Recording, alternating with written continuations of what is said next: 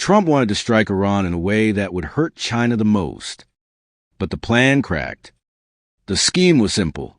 Close the Strait of Hormuz, spike oil prices, create a nervous Beijing, and put Xi Jinping in a position where he would have to choose between making concessions and an energy shock. Only China didn't collapse and didn't rush to Washington begging for a rescue.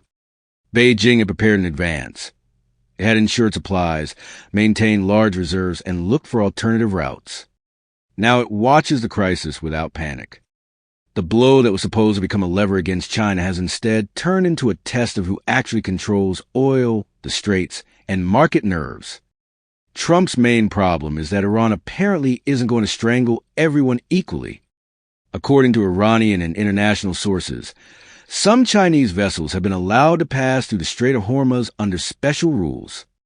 This sharply changes the game. If Chinese tankers continue to sail, it means Washington hasn't put a noose around Beijing's neck. It has instead created chaos for everyone else. Saudi Arabia, the UAE, Kuwait, Iraq, and other exporters are also losing money. Insurance rates are rising.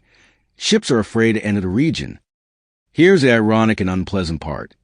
They started a fire aimed at one player, but the smoke is spreading across the entire market.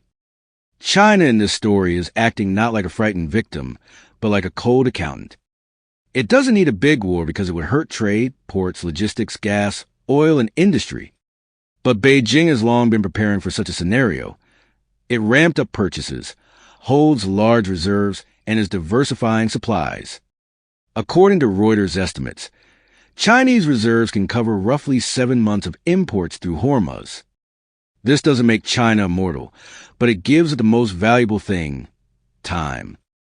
And in politics, time is often more expensive than an aircraft carrier. So the conclusion for Washington is unpleasant. If the war with Iran was conceived as a hidden strike against China, the strike turned out to be crooked. China is also taking risks. The Middle East is too important for it. Oil, gas, and raw materials for industry flow through the region.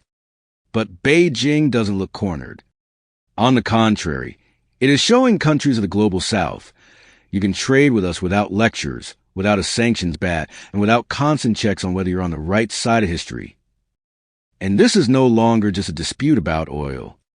It is a struggle for a new system of influence, where Trump makes more noise, but China quietly takes the routes.